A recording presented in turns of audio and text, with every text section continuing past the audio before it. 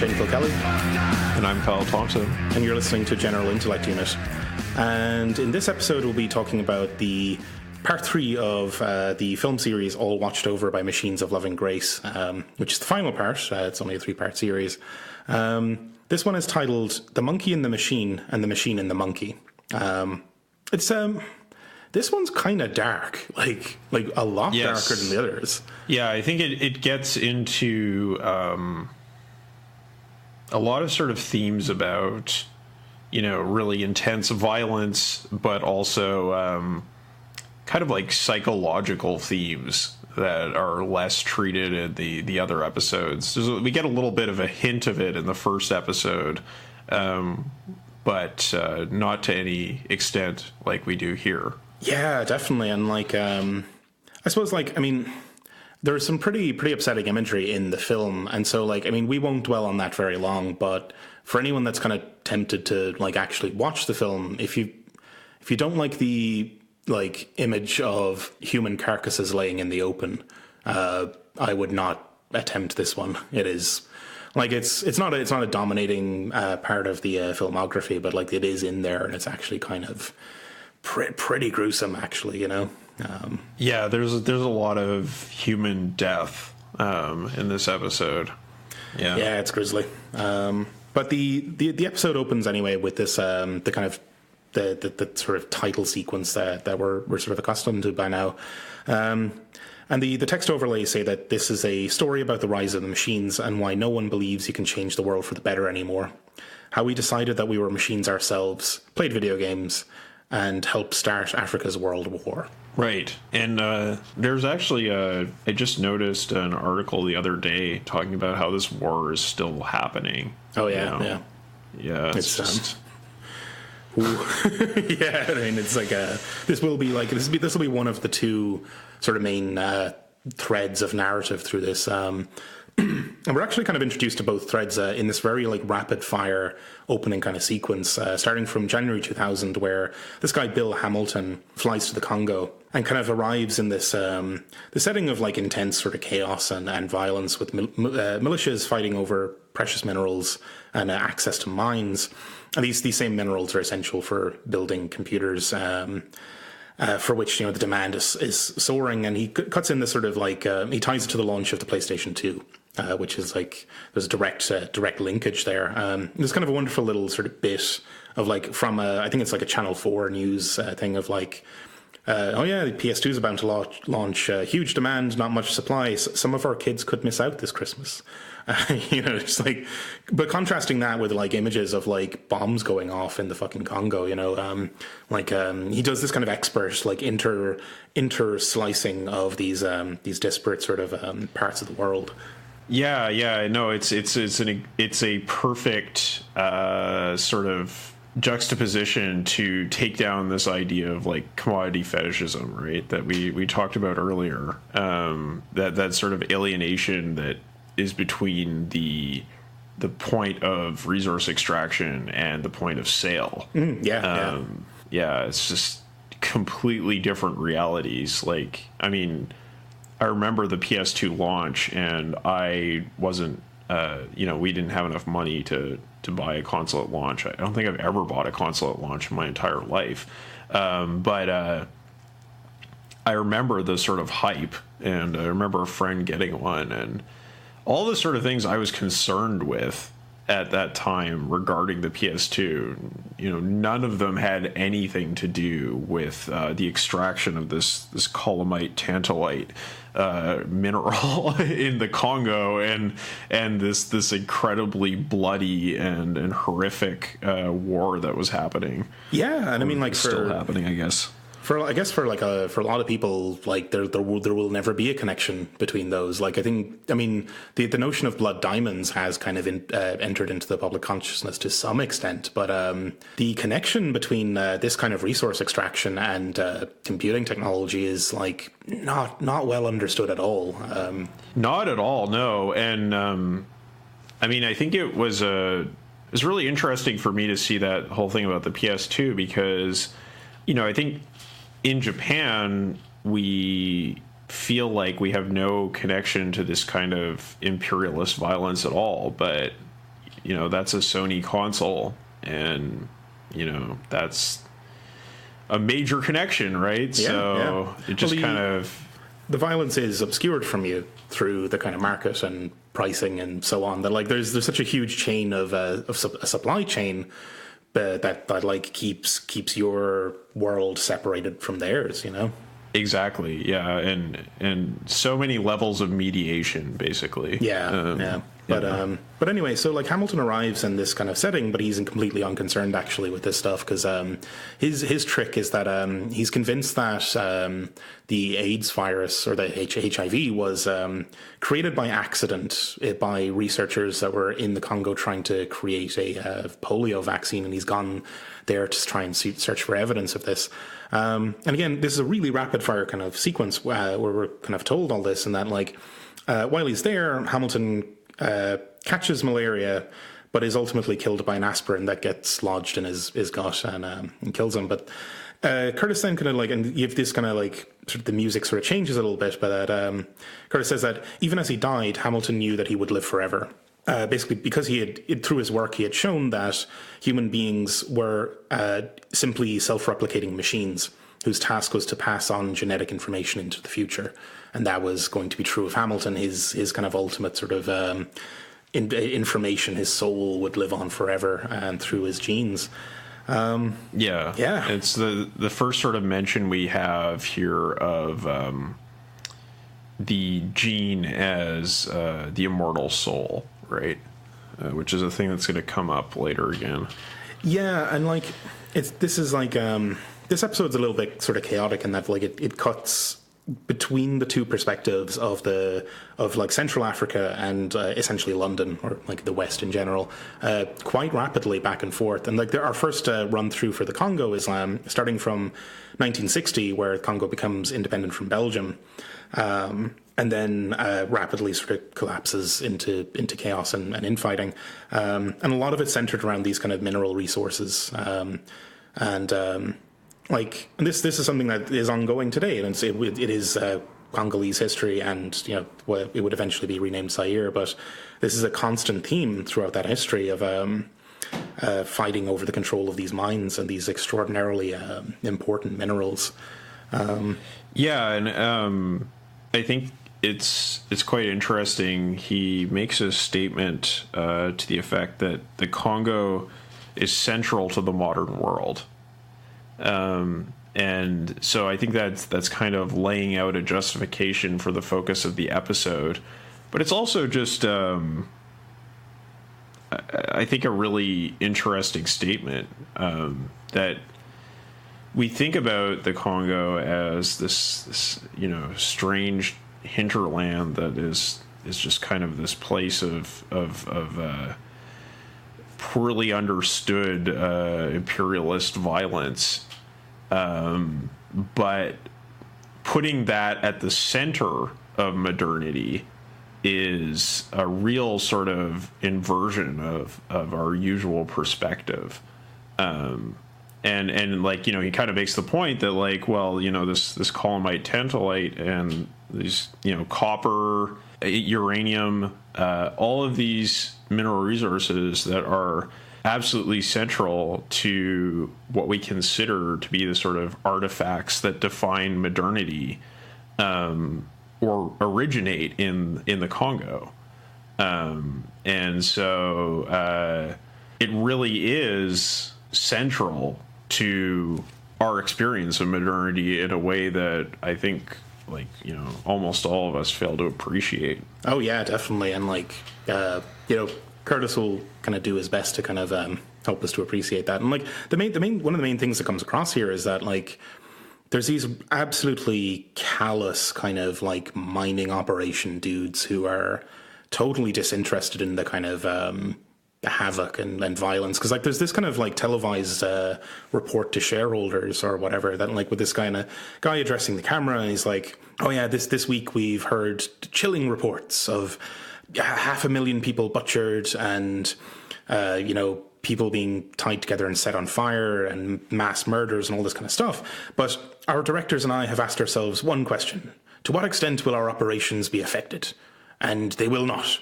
these events need not directly concern us in any way. And what a disgusting fucking thing to look at. Like, wow. Yeah. It's just like, no, yeah, there's this like apocalypse of horror that's going on in that country, but it doesn't affect our profits. So, who gives a shit, you know? Yeah. I think the company was called Union Minière. And my note that I wrote there about that statement was just capitalism, yo. Yeah, basically. I mean, it's like, oh god. Yeah, you want to talk about alienation?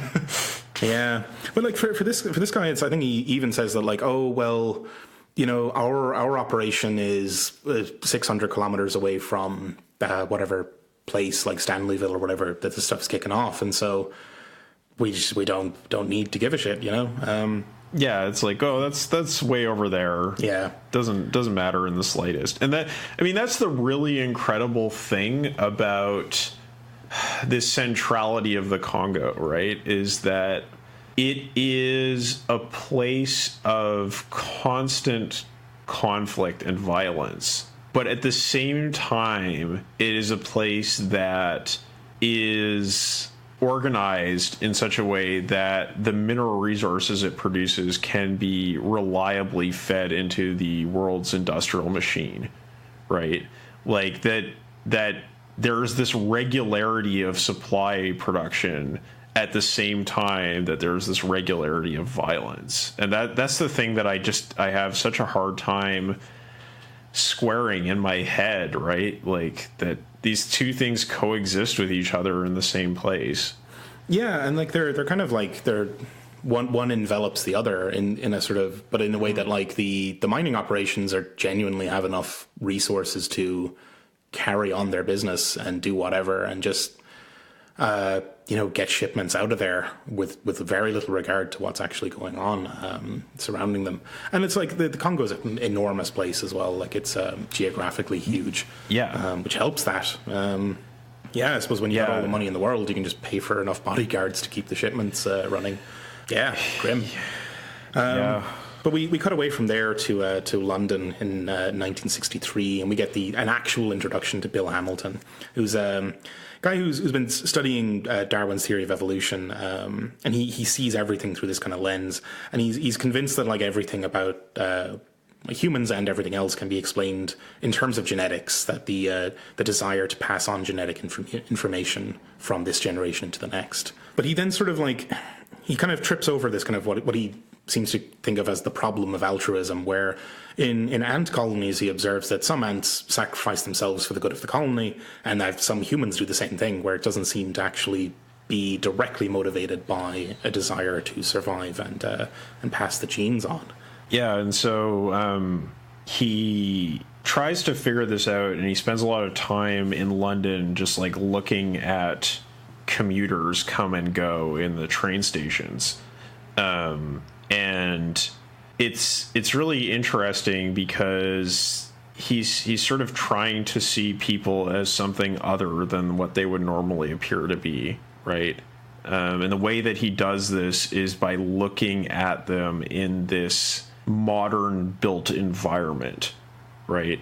I remember reading this one book that was about Vienna, kind of at the turn of the century and then like in the interwar period, and about the contributions of Vienna and Viennese life to sort of 20th century and to modern thinking.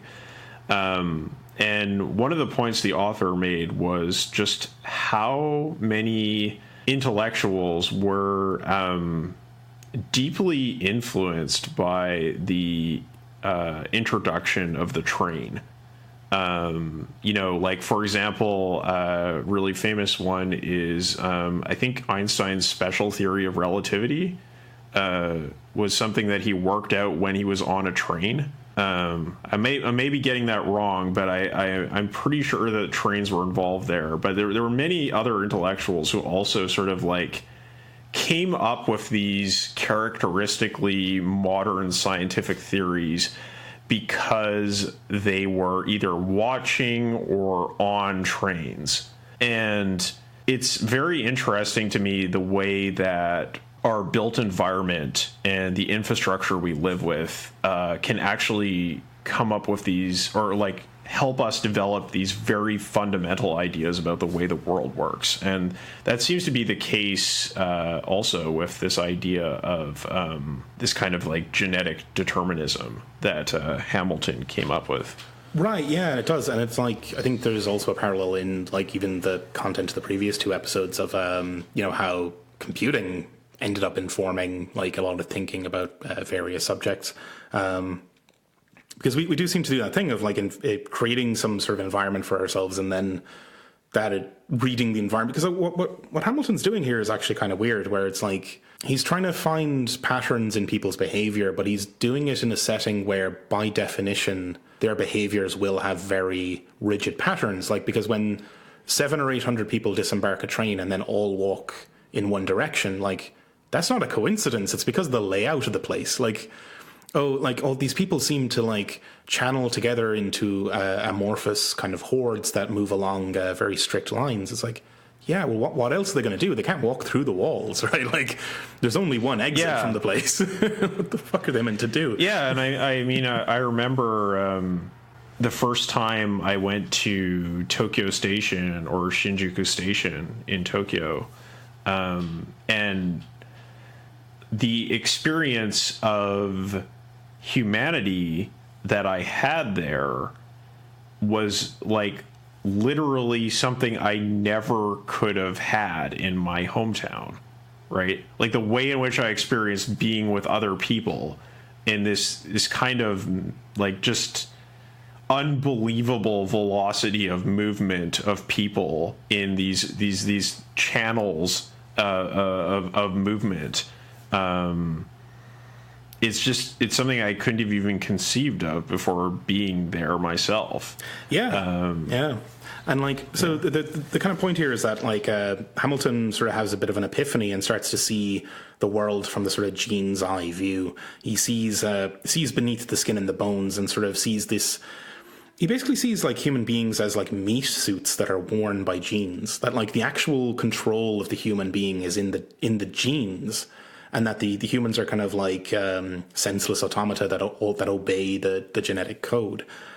He sort of inverts makes the gene the agent, and the human as sort of a meat mecha that gets worn by the gene. Right. So by performing this abstraction, he is able to resolve the problem of altruism by saying that, while individual human beings may demonstrate altruism, the actual agents that are controlling their actions are themselves purely selfish. Mm-hmm. Right. And like Curtis kind of says that here, that like that genes are not like people; they are like machines. Again, for Hamilton's sort of purposes here, they're tiny calculating engines that would work out the mathematically best outcome. Which is profoundly strange, because I think what Hamilton has done here is he's gotten it exactly wrong. Like it's precisely the opposite of what I think is actually the case in reality, where genes are actually like relatively simple automata that are like wondrous, certainly, and like they're worthy of study, and like they do pretty amazing things, but like they follow pretty deterministic rules, and like you can actually study them and predict kind of how they'll move around and such. But and it's the people and like animals and like larger sort of groups of them that exhibit the dynamic and complex behaviors. But Hamilton gets that exactly upside down, where he attributes the complex strategic behavior to the genes. And in his view, the animal is a simple automata. Like, it's profoundly strange what he does here, And we're going to see that his ideas develop by sort of bringing in ideas from von Neumann.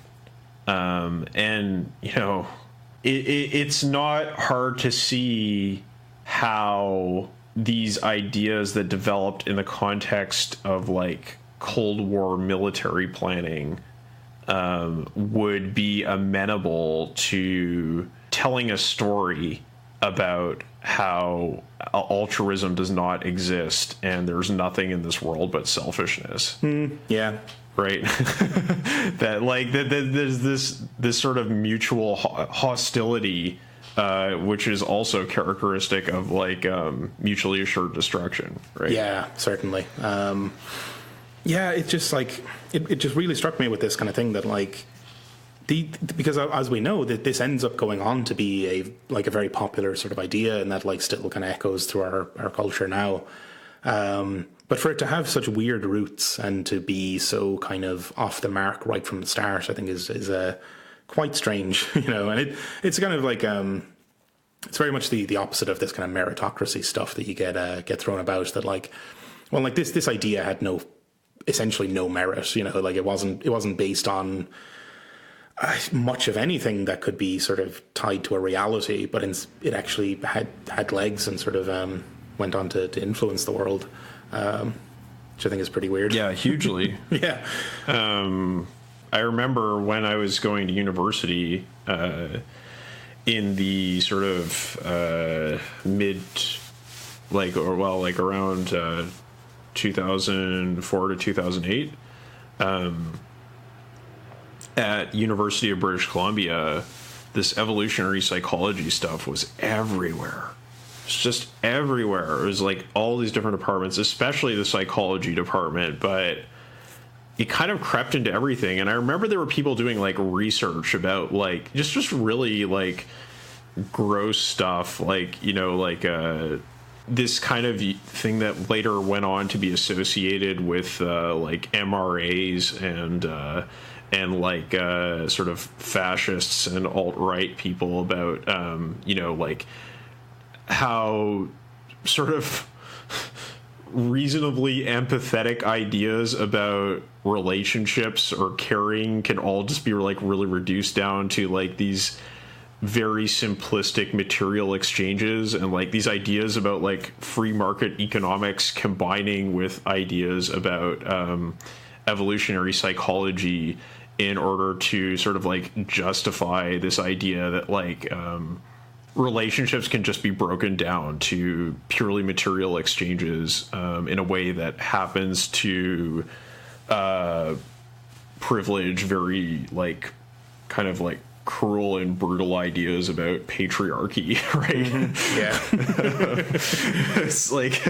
Yeah. Yeah, just even when I was there at the time and being quite a bit younger, I just stayed away from that stuff because it was these people they seem really unpleasant. Really unpleasant. It's funny how it's both funny and sort of strangely convenient that these kind of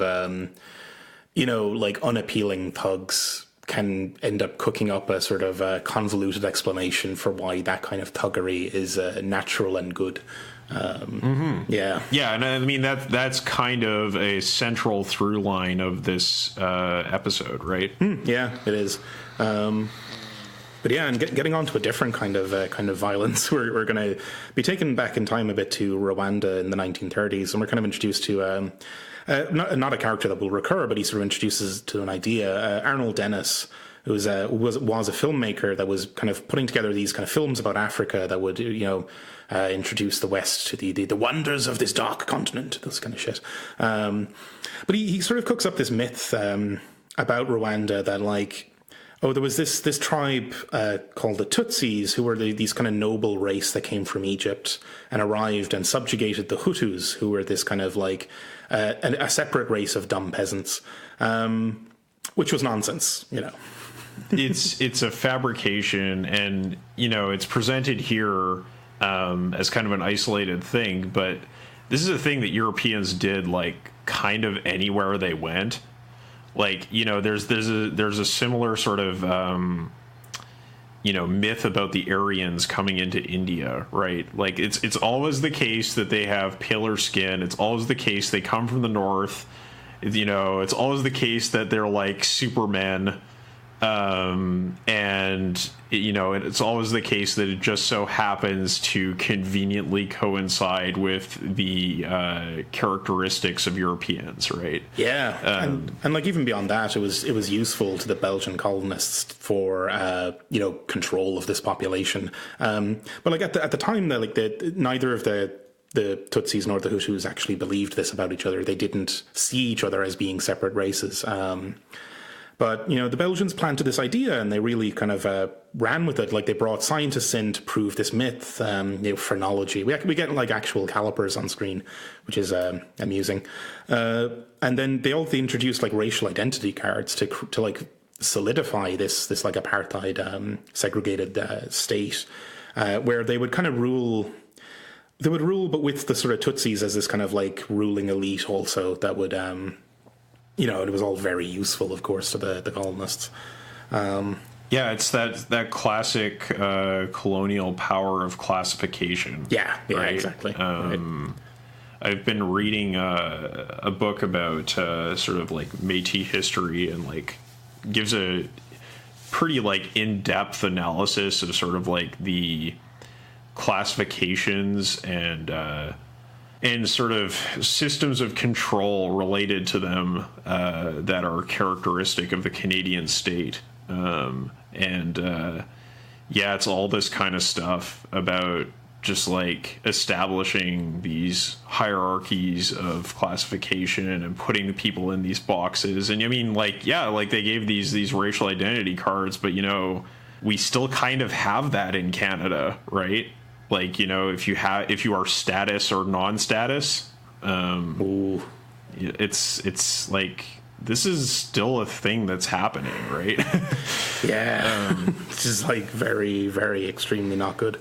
So the next bit is that like obviously, well, it's the next bit of the film and the next bit of history. In the 50s, Belgium withdraws from Rwanda and kind of grants it independence, but of course, like the country wasn't prepared at all for this kind of transition. And it's kind of an interesting sort of turn here where sort of like liberal forces in the Belgian government sort of are kind of like driven by this guilt about the colonial past. And they sort of encourage the Hutus to liberate themselves and become free and all this other sort of Western Enlightenment stuff.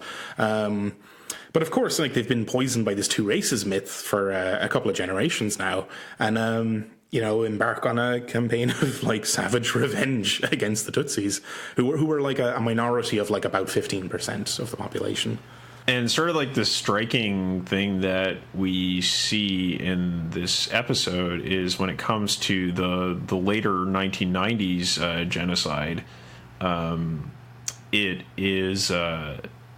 it's very much these sort of ideas of national liberation that people who are involved in the genocide use to justify their own actions. So these sort of classically liberal ideas kind of just like make their way through the society. Like, so first of all, you have, the race theory, which is a classically liberal idea. But then furthermore, you have this idea of sort of like national liberation and liberty that just becomes disseminated through the whole society, and for just like decades later continues to wreak violence. And I think there is a certain extent to which Curtis sort of overplays the power of ideas in these episodes, or especially in this episode, but the point still stands, right? That yeah, certainly. And like it all sort of adds up to this kind of like sense towards the end of the film that like even sort of ostensibly well-intentioned sort of ideas or actions can create chaos as well. And like kind of he eventually gets to this kind of point of asking like, well, have we ended up sort of adopting fatalistic ideas about ourselves, like thinking of ourselves as machines, because we're so turned off by like even when we do things that we think are going to be good or whatever. Like it's those Belgians who probably sincerely believed that, the Hutus would be better off liberating themselves or whatever, and just didn't see this stuff coming. But like, I don't know, yeah, if it always leads to violence, violence that then cascades down through the generations, pretty grim. Yeah. Yeah, it's a grim episode. Right. So, but like, and the core of it is this kind of thing of like myths, ideas running out of control. Right. That like, yes, it's Curtis does put a lot of stock in ideas, but then like I think he's specifically kind of like highlighting how ideas break off of the leash and bolt, and they run about, causing all sorts of things that are not, under the control of the people who came up with the idea in the first place. But we're brought back then to kind of getting back into Hamilton's orbit. We're introduced to George Price in London in 1967, who kind of recognizes that Hamilton's work, his mathematic descriptions of genes and their sort of propagation and their incentives, is pretty much exactly mirrored in the mathematics of computation, which is really sort of interesting. And he's like, Price is this sort of like hyper-rationalist who sort of loves to tear down sacred cows and myths and so on. And there's actually this kind of really interesting little tidbit that like he had proposed that the US should use computers to calculate unhappiness levels across the world to predict where communism might take root. So like he's really into this thing of like math and computation as tools of rational analysis that can be applied to anything. Yes, absolutely. And I mean, it again, it's that Cold War background, right? That we see here, the Cold War background of computing, and of course, as I said before, the ideas that he takes up are the ideas of self-reproducing automata that were developed by John von Neumann. And I think there's a little blurb. A little interview with someone about von Neumann, right? That comes in here, and I think that von Neumann is not especially well known outside of maybe computing circles these days, but there's a pretty strong case to be made that he was like the greatest genius of the 20th century. Yeah. It's just that I think he, in his sort of biography, is such a unpleasant person that we don't really celebrate him in the same way we celebrate Einstein, right? Even though he was arguably an even greater genius than Einstein was. It's just that it's not that he wasn't a personable individual. Like, he was very socially adept and able to do a lot of sort of like bureaucratic maneuvering in order to promote his scientific agenda.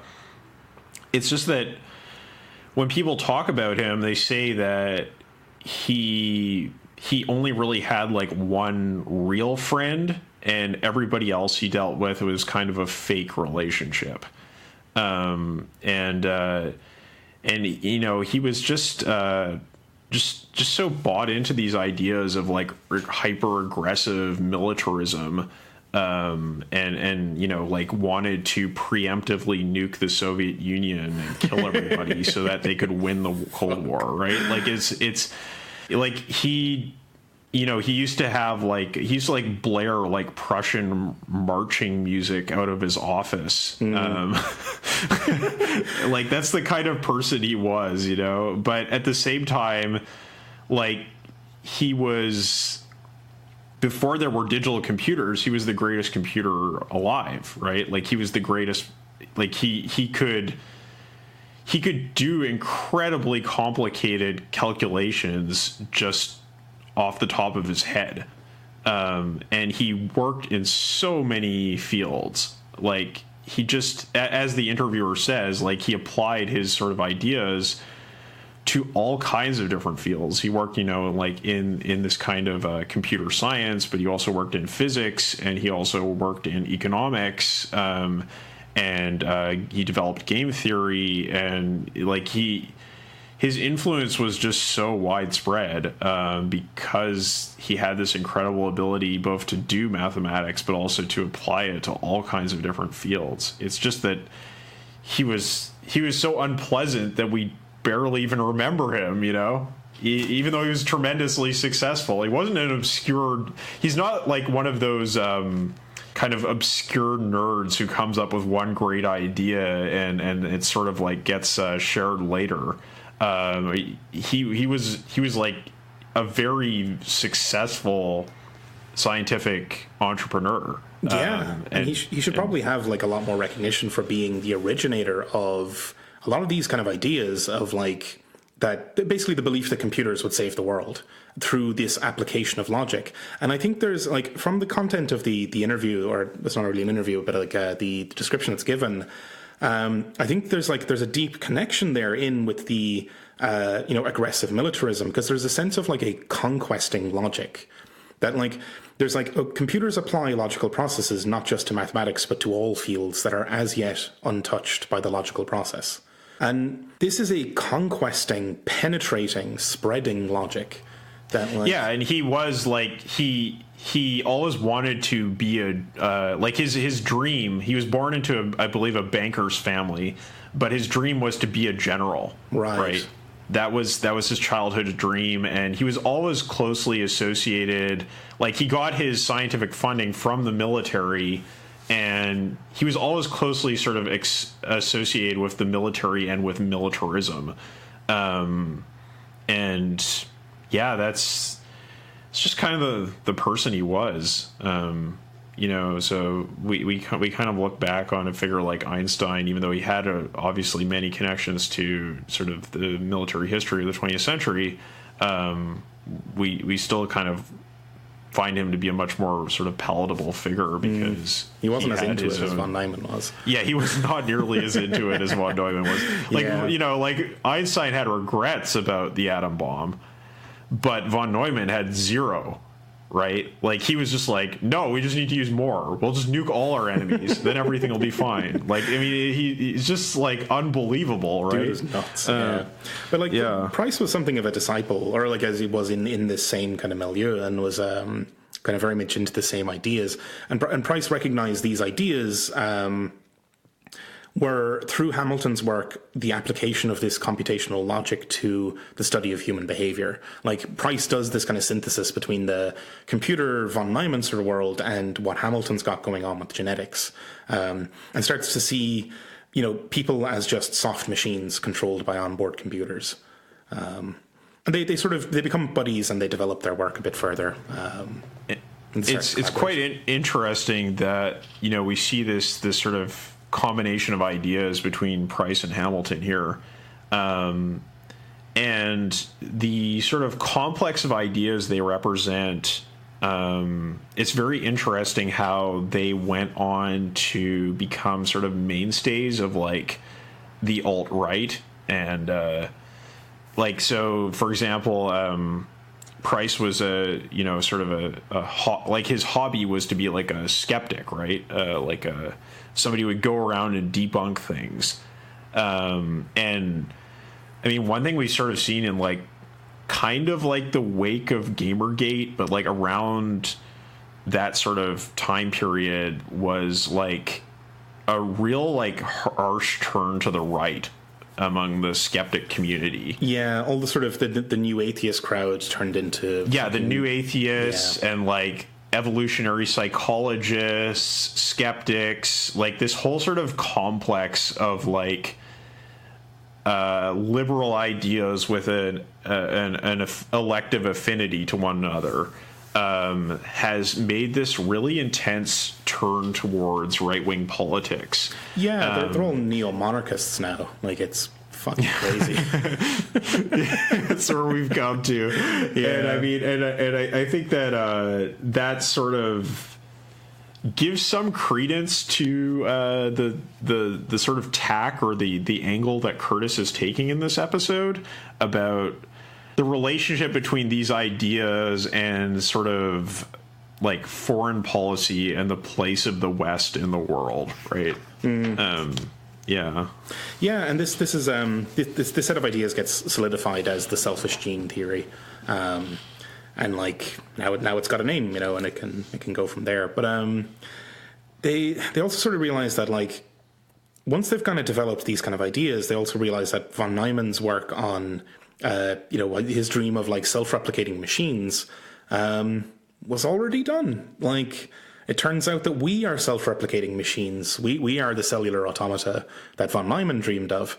And that, yeah, this is a dangerous set of ideas here, because it annihilates morality, because it sort of means that like every action, good or bad, is a rational strategy being pursued by the genes, the onboard computers, you know? So we see here the way that, again, you sort of get ideas from one field that enter another field and then come back to the original field and therefore justify themselves. Right. They have a mutual justification where it's like, it kind of, in actuality, it's when you take the two ideas and put them on a shelf beside each other, they just look good together.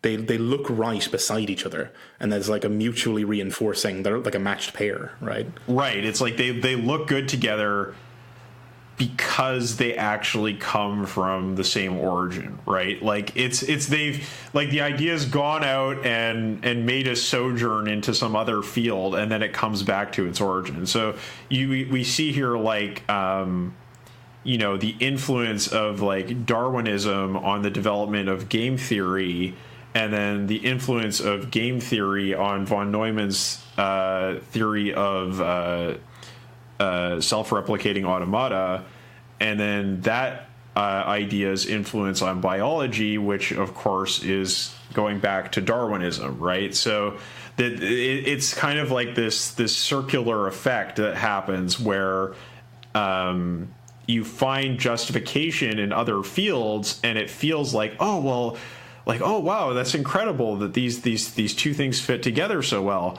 but they actually have a shared history that you don't know about, you're not aware about yourself. And so what is actually kind of like an accident of intellectual history becomes warrant for belief in the idea that you've developed or stumbled upon. And accident's the right word for it. Like it's just pure coincidence that this sort of stuff would kind of be co-developed, really, and these people would be in the right place at the right time to make the kind of connections, or I mean, wrong place at the wrong time, to kind of go with this stuff. But like, it's and again, it's so weird how they managed to invert the kind of what we all sort of know to be how like genes actually work and how societies and people actually work. Like the agency is completely upside down here. But it's also like, it's strange to me in that like what they're doing is they're using the computers they have at hand as a model for everything else. But then what it presumes that the object under study, like the genes, for example, are as complex as the computer, which is like not actually true at that era. Like that genes are still massively more complex in their computational sort of stuff than things are. But what I mean is that it presumes comprehensibility. Like it's like what we saw in the previous episode with the thing about nature and like, nature as a machine or as a wondrous system. And like, I guess like it could very well turn out that like reality is a machine, like it is an automata of some kind. But that doesn't mean that it behaves that its behavior is as comprehensible as the MacBook that's sitting in front of you, right? Like there is probably a parallel, but like that doesn't mean that you're going to be able to understand it on that level.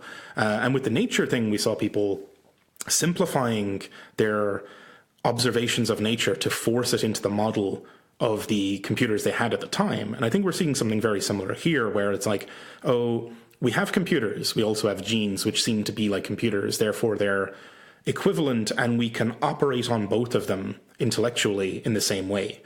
But like, no, I mean, the behaviors that emerge from actual organisms are like many orders of magnitude more complex than you're going to get out of a Windows 98 box, you know? It's... Oof. Right. It's all kind of wrong-headed, really, when you look at it. Yeah, and I guess we have these sort of we just have these like paradigm technologies that we use as a model of reality, like the trains, right? Like that. Yeah, the train or the clock or the computer. and so on. And so, yeah, I mean, I remember when I was studying computation, it definitely like sort of occurred to me that like you can think about reality in computational terms as sort of like a non-terminating automaton, but I guess it's good to at least have the distance to understand that is a possible way of thinking about the world as opposed to a necessary one. And the frightening thing is that it's very easy to lose track of that, right? Because you start thinking about the world and you start picking up all these ideas about what is around you, and you never really know what the origin of those ideas were. Yeah, right? Definitely. And so that's just kind of part of being a part of this big social construct that is our general intellect, right? And like I think I kind of want to clarify as well for the listeners that like I think it's probably quite easy for me to laugh at these sort of things now, because like it is kind of clear where the wrongness in these kind of ideas was, but then I probably would have been swept up in the idea at the time anyway. So, like it's like our like a later critique obviously comes from a later time period and has a different set of ideas surrounding it, and like the general intellect has been developed a bit further. So it's not like, I don't know, it's kind of like it's actually kind of hard to fault people for falling into this kind of stuff at the time. Well, it's that old quote about Minerva's owl, right? Yeah. It only takes flight at dusk or whatever it is. Yeah. So, yeah, it's like we only have wisdom in retrospect. So yeah, it's kind of easy to criticize. I know this stuff is presented in a way that it's actually quite comprehensible as to like where it went wrong, and gives us some hint as to what we might want to do in the future to kind of develop ideas that like do use technology or whatever to improve human lives, but that don't, or at least try not to fall into the same traps of drawing direct equivalence between machines and the sort of subject under study. And I think it's kind of going back to our Read Plenty episode. There is that part in the chapter about Akadem Gordok there, which is told from the perspective of a biologist, right? And I think the author there, Spufford, in creating this character who is not a computer scientist or a cybernetician, but is talking to the computer scientists and cyberneticians, I think he was trying to get at that idea of like the sort of relative distance, and how having a slightly different outlook on the world can provide a little bit of critical thinking capacities, right? Because you kind of see that character get drawn into this cybernetic paradigm, but there's always a certain amount of skepticism that she has. Of course, she's on board with all of these ideas about Darwinism, but I guess, can't win them being all. that outsider to some extent can be useful nevertheless. Yeah, certainly. But anyway, yeah, so the next part of the film brings us on back to the Congo, actually, to one Diane Fossey, who's up in the mountains studying gorillas and trying to kind of like trying to convince the world essentially that these primates are not dumb brutes, but are actually quite close to humans in their sort of their intellect or their social behavior and so on. But she is kind of like caught up in this outbreak of war in the Congo. This kind of rebellion wants to take over the mineral-rich. Of course, it's always the mineral-rich part of the eastern Congo that they want to take over. And the rebellion turns to horrific, monstrous sort of activity. It's kind of led by these white mercenaries, right? And I think the sort of crucial point that they are that Curtis is introducing here is that the practices of extreme violence that we associate with the Congo conflict or with the Rwanda conflict were not developed organically in the Congo, but were introduced by conquering whites, right? That these mercenaries, in starting this civil war, escalated the level of violence in the country to a level that it previously had not had.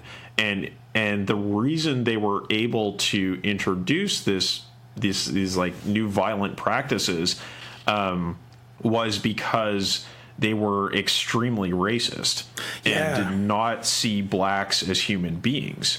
Yeah, there's an interview with one of these mercs, and he uses the words exactly. He doesn't see black people as human; they're animals to him. And like, there's a certain kind of irony here in that, like, I mean, Diane Fossey is kind of trying to convince people to treat animals well, but we don't even treat human beings well. Like, right. And there's a really interesting question that the interviewer gives this mercenary in saying, like, would you ever treat a white person like this? And it's kind of like the mercenary is really sort of on the fence about it, right? Because he's like, well, I've never really had the occasion to do that to a white person. You can kind of see the gears turning in his head. Yeah, and it's like, but maybe he could if he was given the opportunity, right? Like this kind of extremely dehumanizing violence that is characteristic of the imperialist and colonialist adventures that this guy has been on in Africa. Could become more generalized than just the specific case of oppressing black people. Right, because once you've established that some people aren't people, well, how big is the group of some that aren't people? You know, it's like exactly. You begin practicing on this group, and it's like, well, there's also these people we don't like who are different characteristics, and then we snowball from there, right? We've established that people are not people anymore, you know? And that's what we see happen with the ongoing war that outlasts these sort of mercenary adventurers, which is that the practices of racist violence become delinked from racism and just become free-floating practices of violence. Just ordinary violence at that point, they become normalized. And so, you can kind of see like that transition going on in this guy's head as he's talking. And like, just an absolutely terrifying indivital, by the way. Like, really, just not good to look at. Frightening, truly frightening. Oh yeah, absolutely. It is. Again, this is actually quite a disturbing film. Like, this is the darkest of the three by far. But Diane Fossey anyway flees across the border east into Rwanda, and for the listener, like, Rwanda is actually quite a small country to the east of Congo. But she flees there and establishes a new camp up in the mountains there, and kind of like digs in, right? Like, she kind of retreats from humanity a bit and like starts to really protect the interests of the guerrillas above all else. And she goes as far as terrorizing the local human population, and kind of playing again this thing that Europeans do in Africa, where they mistreat Africans because of some ideals that they've imported. Well, she's exactly reproducing the behavior of pitting the Tutsis against the Hutus, right? She's found this one, like, true chosen people who just happen to not be human in this case, and is putting them up on a pedestal to the exclusion of their neighbors. And actually, she ends up inciting violence against the chimps, or sorry, it was the guerrillas, right? Yeah. The guerrillas. She like fucking bombs them with tear gas and stuff, like the villagers. Yeah. And then the locals retaliate against the ones that she holds closest to her. Yeah. And so she ends up initiating a cycle of violence, which parallels the cycle of violence that we see in Rwanda. Yeah, it does. Among the people there. Yeah, it's it's bad. It's pretty bad stuff, and like it's again this kind of like there is a theme in this whole series of this kind of repetition of the same sort of same cycles over and over again. The same way like the same sort of financial crashes happened a couple of times in a row. This same cycle of violence and the same kind of dehumanization of humans is and I mean just sort of that point we were talking about, it just occurred to me now to mention that the point we were talking about, the sort of practices of racist violence becoming delinked from racism and becoming generalized. That's absolutely the origins of fascism, right? It is the practices of violence and rule by violence that were perpetrated by Europe against the rest of the world coming back and being used in Europe itself. Right. Certainly. So I mean, like, the big cautionary thing there is, like, be really fucking careful what kind of violence you wish for, like that. Even if you go down the sort of path of, like, thinking that some violence is legitimate or, like, is useful in the short term against these kind of people, et cetera, like that, those chickens will come home to roost eventually. It's bad stuff when it does. I mean, it's bad stuff initially when you're, like, beating down that other person, but, like, Jesus, yeah, if you think you're going to keep that distance forever, no, it's not how history works, But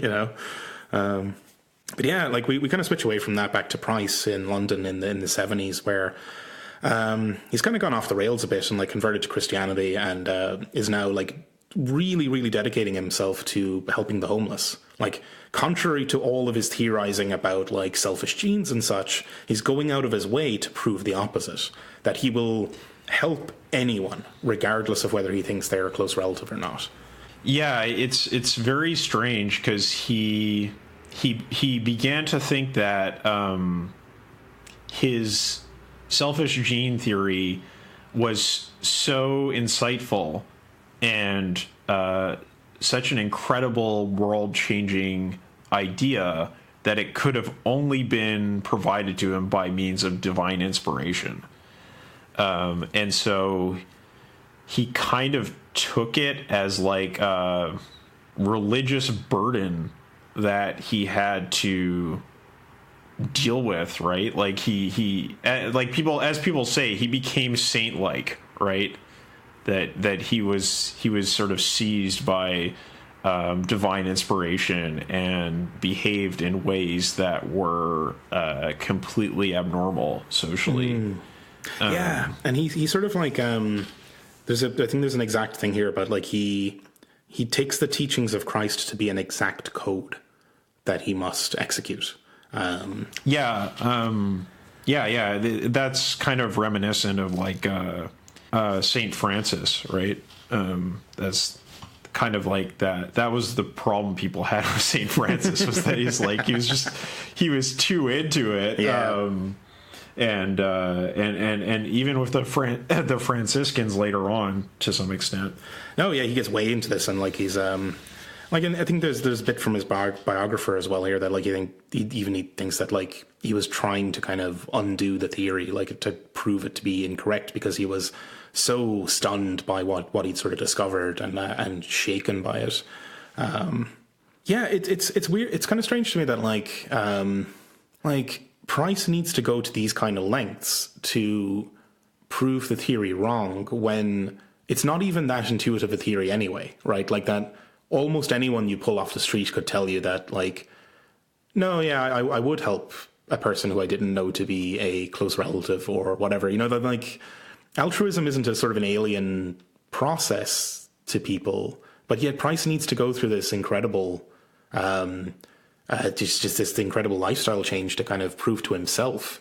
It really makes me wonder, like, what kind of a mind that is, that, like, what it seems to be common sense is so alien to him, The form of altruism that he practices is very strange, right?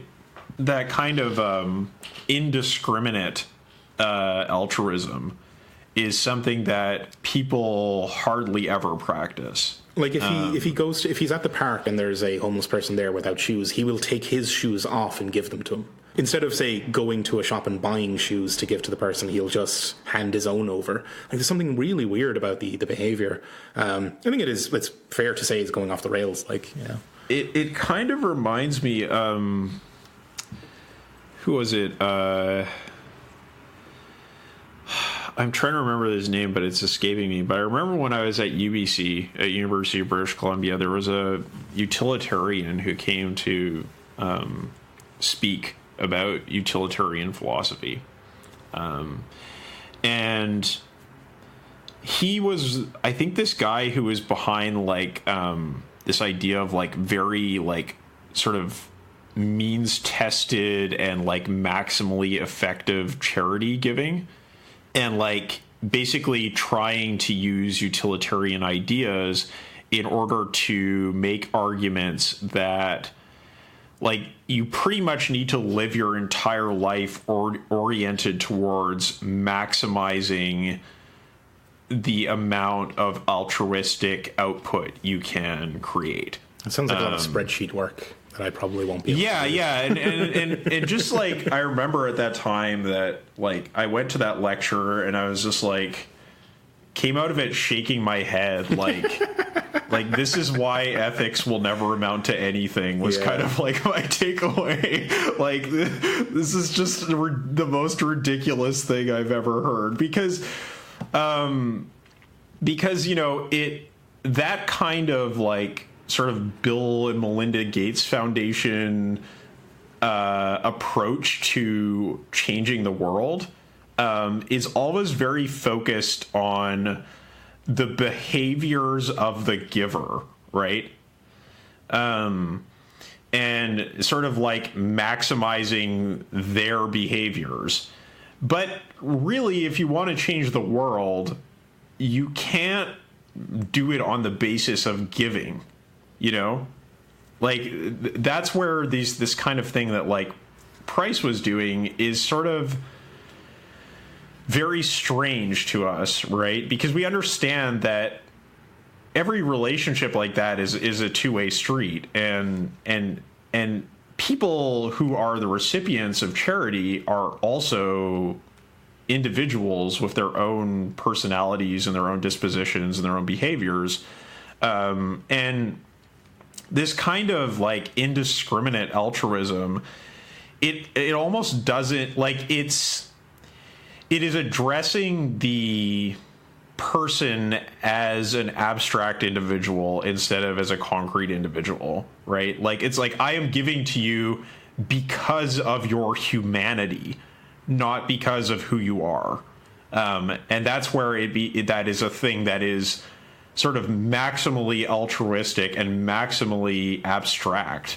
But as, you know, Price himself came to understand, his sort of feverish quest to do good in the world and to be altruistic really didn't amount to much of anything.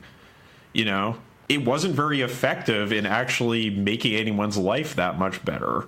Yeah, because, like, I mean, like, it's entirely palliative, right? That like, there's no attempt there to alter the kind of social relations that put people on the streets in one of the wealthiest nations in the history of the world, right? Like, you know, Britain as of the mid 20th century. It's purely, like, doing this performance of taking his own shoes off and giving them to people and that sort of stuff. Like, it kind of can't amount to much, like, aside from making one or two, like, a handful of people out of the, like, fucking countless homeless in London at that time feel marginally better for one night or whatever. You know, it's really quite strange. And there's like there's a hell of a performance going on there. And he's like, I think we'll get back to him in a little bit, but, like, there's he's definitely, like, trying to prove something to either himself or to some deity, you know.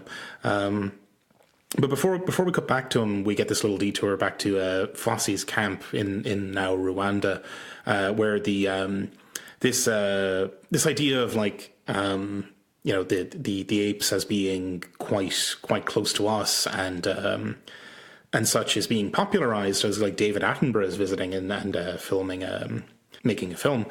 And like what's interesting here is that he kind of really harps on the connection and the similarity and the relatedness between the gorillas and humans.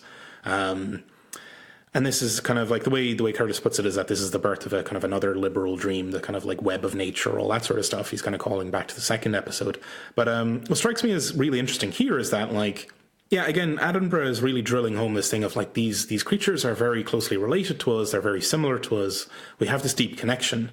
But it's basically the selfish gene stuff again, where it's like the argument is we should care about these creatures, but because they're related to us. And like sea urchins are just fucking way off in the distance in terms of relatedness, so fuck them, right? Or like, but like the implication here is that if they weren't closely related, or if we didn't place a high value on relatedness, then we wouldn't give a shit about them. Like, I don't know. I mean, like, they're kind of cool creatures. You should probably care about them anyway, like, and not trample all over them and fuck them up, right? But like, this is like implicitly doing the selfish gene thing, you know? Right, and also that's sort of projecting fantasies onto them in the same way that the colonial enterprise has done in Africa all along, right? Yeah, it's absolutely kind of in the same vein, and like that documentary in the context of this documentary, right? That documentary footage sort of takes on quite a sinister sort of tone. It does, yeah. Yeah. Because like he says something like, if there was ever any hope to escape the human condition, it lies with them, or something kind of, it reads a little bit too Twilight Zone for my liking. And I'm generally a fan of Attenborough, especially his later work, but like something quite disconcerting about the way all this kind of stuff is put. Yeah, especially when you like know the context of what Fosse was doing there, what like there was like the wars going on, and like it's just it's quite unsettling. But yeah, and then like immediately we sort of cut back to Price, who's no longer with us at this point. He's committed suicide, and his daughter is reading out his suicide note, and she points to a kind of like interesting line that with the hound of heaven closing in on him, which is a reference to a poem that is kind of about this notion that we may think we are free individuals, but God is coming for us. Like the hound of heaven is pursuing us, and he'll eventually catch us and devour our souls. Yeah, well, it's this idea that like we have free will, but God's hound will come and take it from us. Yeah, which is right. Really that like dark. we will become like puppets because the hound of heaven will just like take that from us. Yeah, and that's quite sad. That like these were the sort of thoughts running through a person's head like towards the end. Like it's it does seem as if Price was like desperately trying to claw back agency and sort of freedom from the clutches of the kind of the theory he'd cooked up or like helped to cook up. But that ultimately he couldn't escape this feeling that, like that there was something pursuing him and was going to capture him eventually. Yeah. I guess I can kind of sympathize to an extent because I was brought up with some fairly fatalistic religious ideas and definitely left a huge mark on the rest of my life. But yeah, this kind of idea of trying to get agency, this desperate desire for independence from these kind of alien wills and whims is something I can sympathize with a lot. So. Oh, certainly. Yeah, definitely. And like, but like the next sort of thing we're brought on to is that like that obviously we are recording this in, the future, 2018. But like that Price and Hamilton's theories, this selfish gene stuff really took off. It became a big part of the popular consciousness. And like, no thanks to Richard Dawkins with his book of the same title, The Selfish Gene. And it's again a repetition of the same stuff, right? That free will is massively exaggerated. We are in fact directed by these onboard computers called genes who are using us as sock puppets to project their information through time.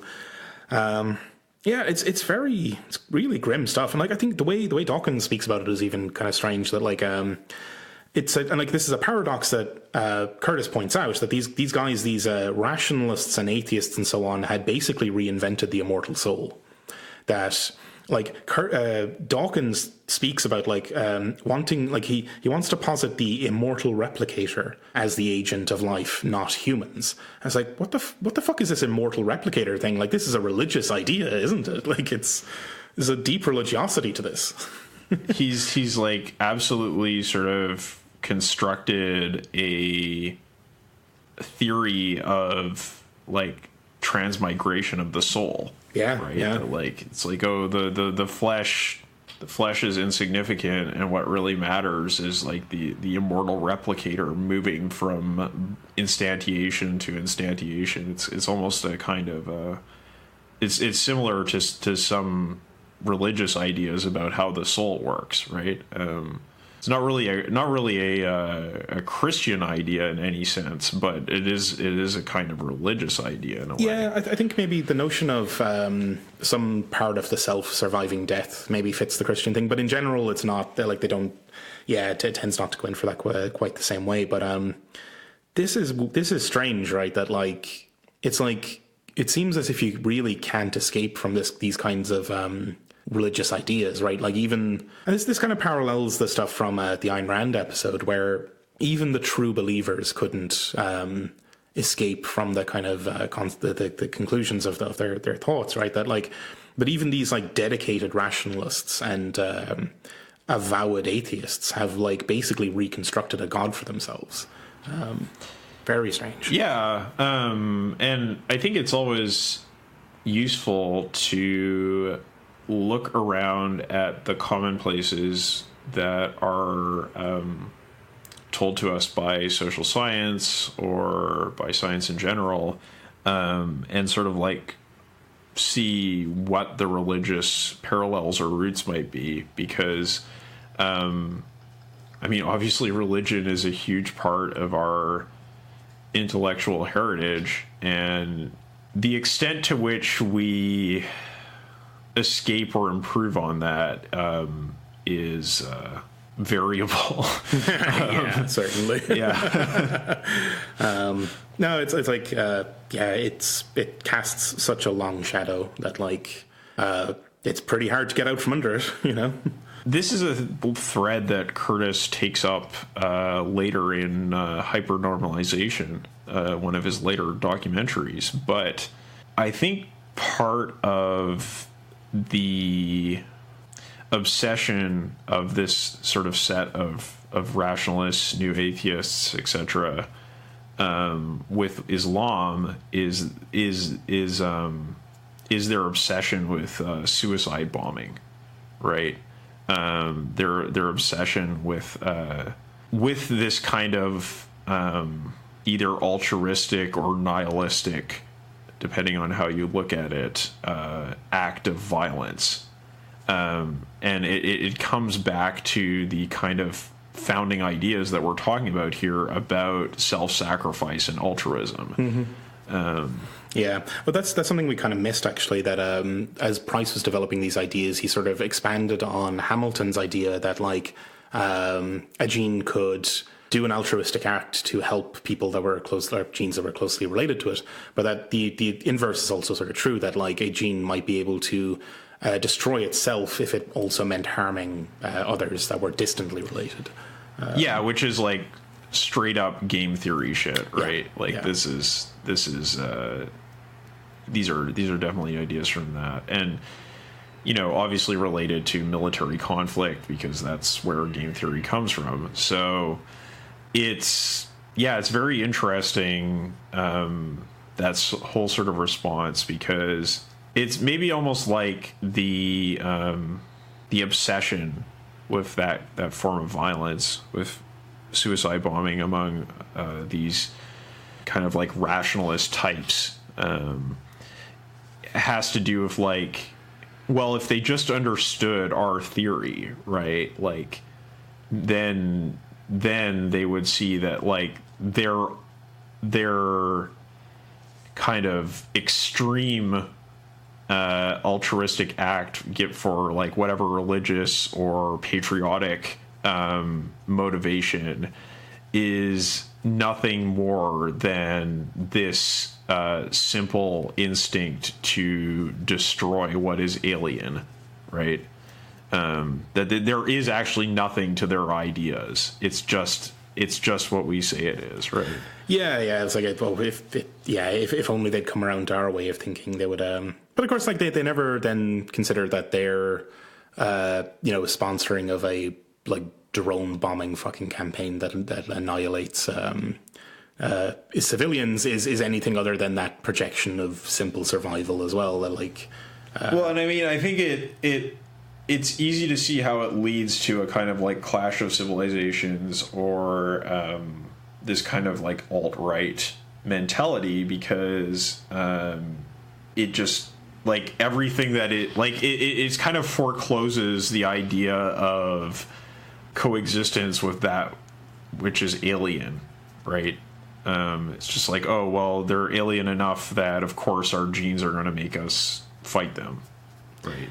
Yeah, which is like, it's such a weird, well, I mean, we've already established it's a bizarre worldview, but like it completely forecloses on any kind of cooperation between people who are not basically first cousins, right? Like that, every research lab in the world or every office building that has people from all over the world or various ethnicities all peacefully coexisting and just getting on with their lives, that never figures into these guys' thoughts at all, right? Like they're still fixated on this idea that like the genetic relatedness is the sole determinator of how behavior will play out. Yeah.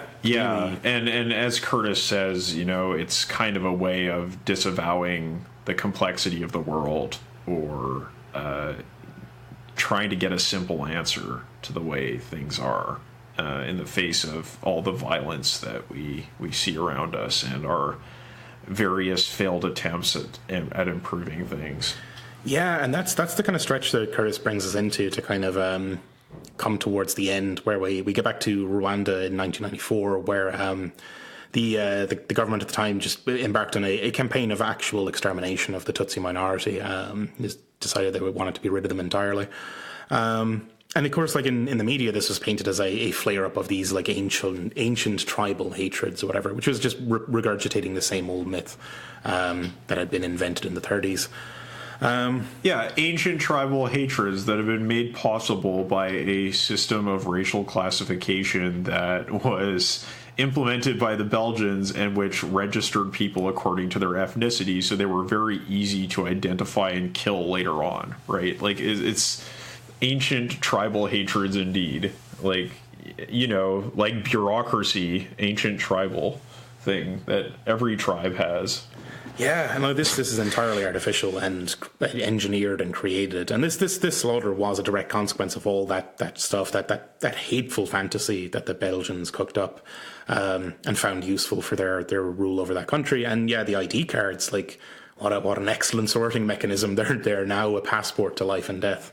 And there's like, it's like, but there's interviews then with there's one that's particularly kind of heartbreaking, this interview with a Hutu man who says that like Tutsis want to kill Hutus and live alone in this country. We can't allow that to happen. We are human beings too. Yeah, so it's those liberal ideas about humanity and liberty that just get repeated and turn into justification for genocide. Yeah, and I mean, but like I don't doubt either that that guy on camera fully believed that this was an existential threat. That because he had like been told like the Tutsis are an alien race that have come here to subjugate you. That's what the myth was, and like no reason not to believe it really. It's ghastly stuff. But this is where the chaos really spirals out of control, where the Tutsis push back, obviously, the country collapses into chaos. Refugees flee across the border into the Congo, which is now named Zaire. Camps are set up, Western aid comes. But the camps are also like protecting Hutu assassins who are sneaking into the camps to butcher people in there. And like, I think this is a thing that I think Curtis or maybe someone else refers to elsewhere as kind of like the birth of oh dearism in media, where this was the first time where, I mean, first time where on camera you had things like people trying to do newscasts where they were like, these refugees are the victims of this bad thing. And then behind them, there's like outbreaks of chaos as the refugees are fighting each other. And then like it all devolves into this kind of thing of like, all we can really conclude is that, oh dear, in a place called foreign, sad things happened, is the kind of tone of reporting from there on out, right? That like, when you're kind of faced with that, just like the vortex of madness of like people you thought who were the good guys in this good guy, bad guy narrative turn out to be slashing each other to bits as well. Newscaster just shrugs and goes, I don't fucking know. You know? Yeah, right. It's like as he says, the camps, the refugee camps, sort of they aggravated the problem. And I remember with the start of the Syrian refugee crisis, this was like a major sort of talking point. Was like, oh, but are we going to let in the bad people? Are we going to let in the ISIS? Like, you know, are we going to like these sort of rogue agents who are among the refugees? Which, in the case of these camps outside of Rwanda, was actually a major concern. And the response from most people on the left in Europe regarding the Syrian refugee crisis was like, well, we should just let everybody in and we'll sort it out. And that's the same response that the people who set up the refugee aid camps outside Rwanda took, except it had very dire consequences. Yeah, because this spirals way out of control. Like, I mean, you have the eruptions of violence in the camps, and then the Zaire military show up, and then there's more chaos, and then Zaire's president or ruler Mobutu falls, and then, you know, this consumer boom is kicking off in the West and driving up the prices of minerals, and everyone wants in, right? Like, everyone's piling into this region.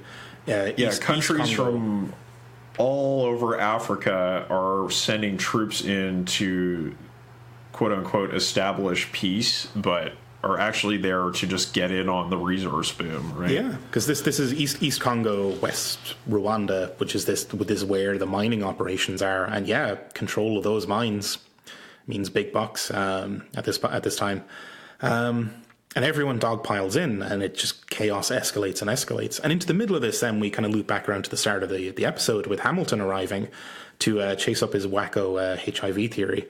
There's a bit of a note here that, like, at this point, he'd gone to a really dark place in his kind of research, that, like, he was basically a eugenicist now. That, like, he'd gone to the final conclusion of his research was that we should never use medical technology to prolong the lives of, the, quote, genetically inferior. Right. It's instead of being, like, the kind of eugenics that sort of gets batted around based on genetic engineering, it's the sort of more like Malthusian variety of genetics, which is to basically let the weak die so as to improve the genetic stock. And the favorite word of the current alt-right sort of neo-monarchist crowd as well is here, the degeneration. Got to protect against that degeneration, you know. Yeah, pretty bad. But I mean, he'd eventually gotten onto this idea that an idea that turns out to be absolute bullshit, but that the HIV had been created accidentally in the Congo while people were trying to research a polio vaccine. They were, using chimps to experiment on or something. But anyway, he goes there and he sort of wants to track. He's got a grudge essentially against medicine now. Like he's convinced that big medicine or big science is covering this up. Like there's a sort of world-spanning conspiracy to provide medical care to people who do not deserve it in order to make money. Right? Oh, Jesus. This guy. Yeah. Like, as if you need a conspiracy to fucking do that, right? Like, it has to be this international cartel of lizard people that are, like, forcing medicine to like save people's lives and, you know, put babies in incubators and that sort of stuff. Like that's very clearly directed by a fucking conspiracy. What is with this dude? Yeah, it's just wild. Oh. But yeah, so like he kind of like he arrives and he's wandering through the wreckage of Congolese society with this war kicking off all over around him. And the way Curtis puts it is that this is a vivid expression of what happened at the end of the 20th century to the Western dream of transforming the world for the better. Like this guy, like just wandering through this this flaming wreckage of all these kind of like I don't know, like a conflict that was fueled by firstly like European conquest, and then later fueled by like liberal ideas of like, oh no, you guys should totally liberate yourselves from those other guys. And then spiraled even further when aid agencies kind of like tried to do the right thing. And then Hamilton wanders through all this and eventually gets killed by an aspirin pill.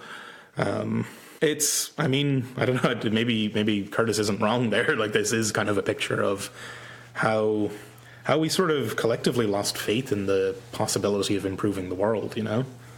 Right. Yeah, and he brings up all these cases, and he suggests that we're kind of like grasping for ways to disavow responsibility. Yeah. That's the way it closes out here, that like Hamilton and Price's ideas have become very, very influential, and like it's possible that we want this fatalistic theory of humans being piloted by computers, genes, we want that to be true because it would absolve us from the responsibility for all these kind of disasters, and like how it kind of seems at first blush that like no matter what we do, everything turns out badly anyway. Like that even the most sort of noble spirit of liberty and so on can lead to these crises and just like escalating violence. And if we see ourselves as helpless computing machines instead, then we kind of have both an excuse and an explanation for our failure to so far change the world for the better. Right. Yeah, and I think that we kind of see it take a number of sort of different tacks, like this way of addressing the situation we're in. Like, on the one hand, we have that kind of like alt-right vision that develops, and then there's this sort of like obstinate liberal optimists like Pinker, right? Just like, well, actually everything's fine and everything's getting better all the time and there's really nothing to worry about, and it's all the salad days are here to stay, boys. But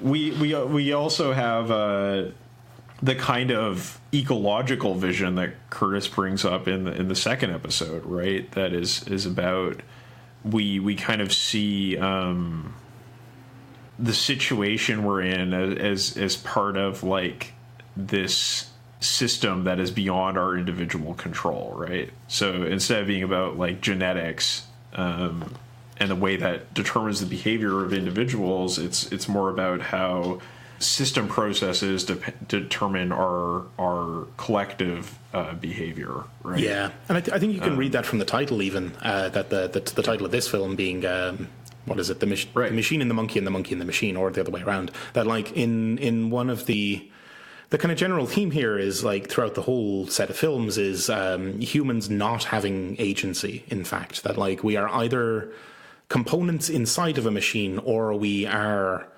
piloted by machines, and that's the totalizing kind of force. If you come to believe both of those at the same time, that not only are you piloted by your genes and have no control over your actual kind of actions, really, and you are also a cog in a larger system, you're kind of screwed from both kind of angles there. Like it's where do you go from there to like improve anything or change?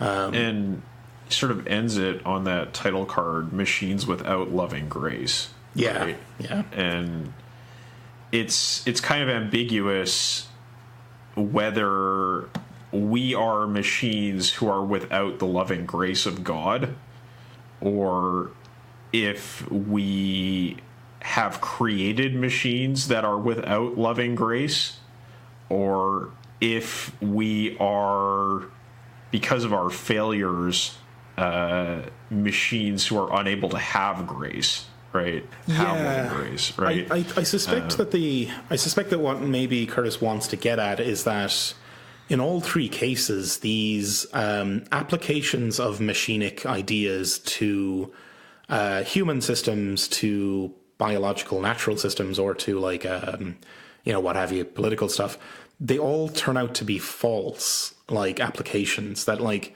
it turns out that nature isn't a machine. It turns out that we're not machines. That like I think that's kind of what he's maybe trying to get at. That like we have created these machine systems that are in fact without grace. Like they didn't save us from anything. Instead, they created more chaos. And I think it's kind of a call to shed those ideas, or at least massively revise them in light of the kind of evidence that like it's time to stop acting as if we are ourselves mere computers. And it's also time to stop acting as if our society is also a machine, and that the natural world is a machine. It's like these ideas haven't worked. They haven't liberated us in the way that they were supposed to. And so, I mean, I'm not in any way saying we need to go anarcho-primitivist at all. Like it's not an argument against machines or against technology. It's against projecting technology onto everything and then expecting the world system to behave like a computer, and expecting the natural system to behave like a computer because of our projections. So it's such a downer episode, right? Like this one is a dark film, but I think my reading is that it's actually kind of a slightly optimistic kind of call to really discredit these ideas. That selfish gene shit needs to go. The idea of a permanent balance of nature needs to go. And like when we're maybe free of those, we can kind of switch off these machines, the graceless machines that we've created. Right. Maybe, I don't know. Yeah, it does at least give sort of a focus, something to address, is this kind of machinic projection and construction. Yeah, I guess it just kind of leaves off there, right? Like this one skids to a halt pretty abruptly. I think like the first episode had the most graceful end, like with that kind of lovely shot of the Pong game. But this one, it's again this problem where I think there's easily an hour and a half of material in each of these films, but it's cut to an hour. And yeah, I could see this kind of being a pretty tight squeeze, trying to get every aspect of each of these two intertwined stories in there. But yeah, it just sort of leaves off, and it doesn't really. I suppose in a way that's kind of positive. That that Curtis doesn't have less. Like he ends on a question. Like, is it possible that we have latched onto these fatalistic ideas because we want to see ourselves as helpless computers instead of like. It's something. It's sort of reminiscent of the sort of psychoanalytic like death drive. That like if we are terrified of our vitality, then seeing ourselves as helpless and seeing ourselves as like helpless, unable to help ourselves, we are mere automata. It is the death instinct. Like it is an instinct towards stasis and towards catatonia. And I think that works. Like it is. Basically because we are petrified that if we do anything ever again, that it will be bad. Right. And I think that this is a point that Curtis sort of gets into in hypernormalization, right? That he's talking about the desire to maintain stability at any cost and the problems it gets us into, right? Like I think he kicks that documentary off with like the story of Kissinger sort of playing the balance of power in the Middle East and how that initiated the sequence of events that led to the like widespread use of suicide bombing. Yeah. Yeah. That's a great film as well. We might get around to it on the show eventually, but it's a fucking monster. It would it's a be 3-hour epic. It's a very long film for sure. It is crushing, So, but I would strongly recommend the audience go and check that out as well. It might actually be. Oh God, I was going to say it might be the best way to start with Curtis, but actually it's probably not. It's probably this series, like all watched over, is a relatively gentle introduction. yeah, as long as you can handle the violence in the third episode. Yeah, maybe skip that, skip the third one if you don't have the stomach for that. Yeah. I kind of think he could have cut it in such a way that just wasn't on screen. Like it's some of it reads as egregious, like just. Yeah. As shock for shock's sake, but it is brief. Like it's not a dominating thing in the film. So. I think. I mean, I guess you could say it's about shock value, but on the other hand, I think it's also like the way the footage he chooses to portray human death is usually the aftermath of violence, and I think that it's like trying to show how this kind of widespread wanton killing is like a normal aspect of life in the times that he's portraying, right? It's not like he's showing a lot of scenes of killing. It's of like people just kind of walking around and there are corpses everywhere, right? And I think that's kind of what he was trying to get at, more so than be like, like here's protesters being shot or something like that. Yeah, true. Yeah, it's not the most gruesome thing in the world, but kind of like fair warning for anyone that's going to attempt these films. Like there is that bit. So still probably a recommended watch. I think overall, yeah. I mean, like I've really enjoyed revisiting these. It's been by now. I think probably it was maybe 2 or 3 years since I'd seen them last. And I think there's like great value in Curtis having gathered all this stuff together and catalogued all these various ways in which kind of machine thinking was misapplied to science and to policy. And to kind of like to try and signpost kind of ways, or to at least mark out the pits that you might be able to fall into. So like, what do we have in the way of like a positive takeaway from this?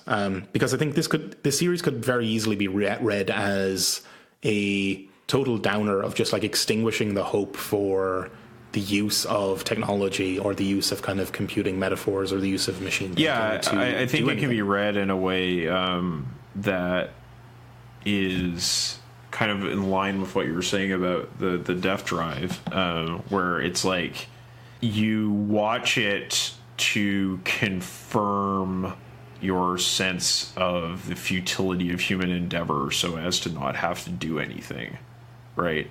That's a way you can read these episodes, I think.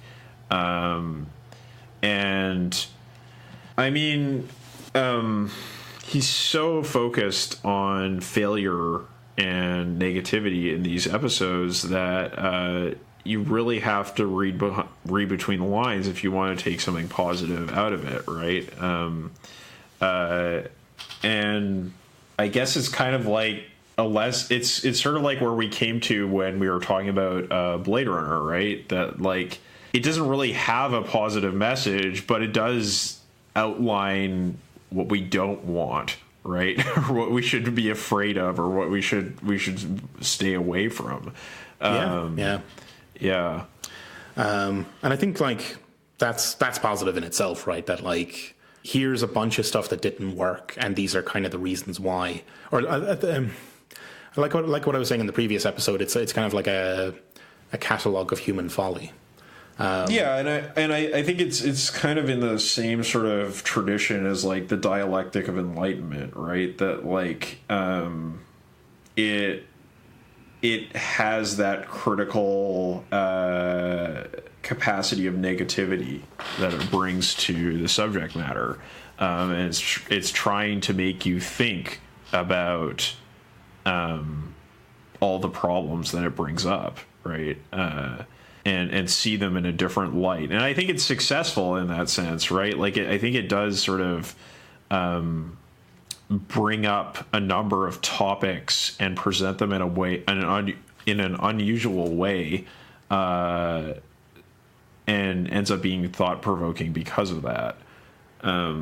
But yeah, I think as far as sort of the positivity goes, it's kind of like, well, what have people done to try to get away from this kind of problematic or destructive behavior, right? Like, we have to look elsewhere as like, well, what are examples of people using computing technology in a much more conscious way of like, these are its limits, this is what it really means, and actually like addressing people instead of as units of operation in a system, or as computing machines themselves. Yeah, I was gonna say something along those lines. Yeah, that like people as people, like we need to fully acknowledge that we are not computers. We are human beings, and like accept all that means. That like we are what we are, right? Like there isn't any kind of way around that. Like, yeah, and when I say people as people, I don't mean addressing people in their humanity, as we saw with like, for example, what Price was doing, right? Like addressing people as humans in the abstract, but like actually paying attention to who people are. Yeah. Right. Like that's a common folly that we see like in Red Plenty or in these episodes, that people not really being very savvy about the other individuals they relate with, right? Yeah, certainly. Yeah, I mean, full agreement. I think there's the kind of two sort of sides to it there. There's like actually acknowledging human beings as human beings, as opposed to being something else like computers. And yeah, absolutely, like acknowledging human beings as people, like as in like interesting agents of their own that have their own motivations and desires and our lives, like they are living things.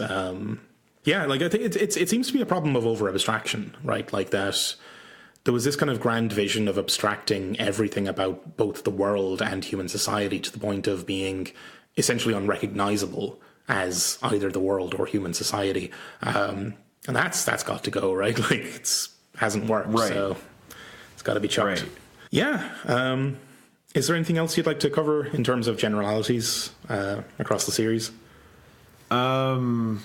I think we mostly talked about sort of like the grand scope of the 3 episodes. And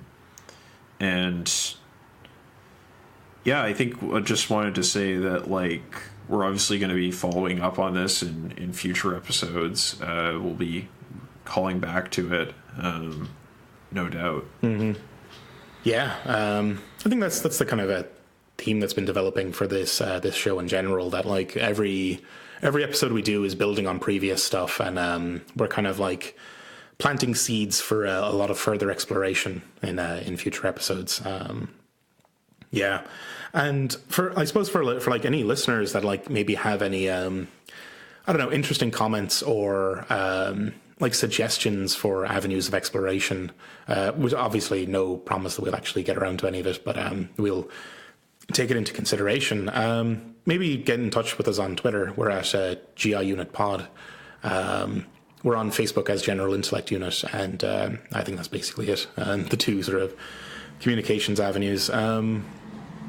Yeah, and like thanks for listening to us through this bit of a mammoth sort of 3-parter. If you haven't done so already, and I kind of like would be pretty surprised if anyone's listening at this point and they haven't, but like subscribe or leave a review or something, or just like more useful than that, share us around with friends or like communities that you think might actually be interested in this. Thanks for being with us, and we'll see you again in 2 weeks with whatever we decide to do next. Thanks for listening. Bye. Bye.